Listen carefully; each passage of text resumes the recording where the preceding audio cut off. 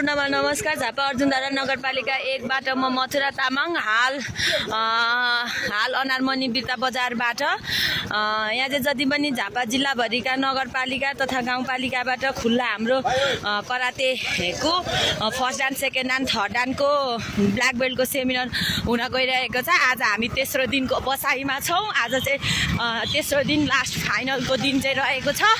आज चाहिँ एक्जाम साथै थ्योरी अनि त्यसपछि टेक्निकल कुराहरू सबै हुन्छ र अनि साथै आज चाहिँ नानीहरूको तेस्रो दिनको बसाइमा छौँ हामी। हाम्रो आदरणीय करातेका महासचिव जिल्ला झापाबाट चाहिँ जीवन राई गुरुबा चाहिँ हामी सँगसँगै कुदिराख्नु भएको छ। साथमा हाम्रो साफ राष्ट्रिय गोल्ड मेडलिस्ट विक्रम मेचे दाई गुरुबा अनि साथै हाम्रो राखेपा प्रशिक्षक दुर्गाराज निरौला र आदरणीय अरू अग्रज गुरुबाहरू हुनुहुन्छ।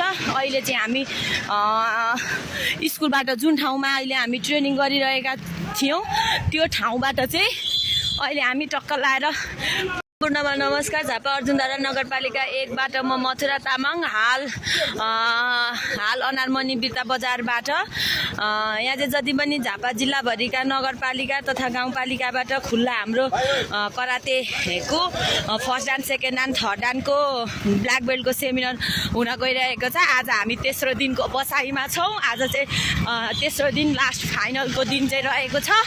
आज चाहिँ एक्जाम साथै थ्योरी अनि त्यसपछि टेक्निकल कुराहरू सबै हुन्छ र अनि साथै आज चाहिँ नानीहरूको तेस्रो दिनको बसाइमा छौँ हामी। हाम्रो आदरणीय करातेका महासचिव जिल्ला झापाबाट चाहिँ जीवन राई गुरुबा चाहिँ हामी सँगसँगै कुदिराख्नु भएको छ। साथमा हाम्रो साफ राष्ट्रिय गोल्ड मेडलिस्ट विक्रम मेचे दाई गुरुबा अनि साथै हाम्रो राखेपा प्रशिक्षक दुर्गाराज निरौला र आदरणीय अरू अग्रज गुरुबाहरू हुनुहुन्छ।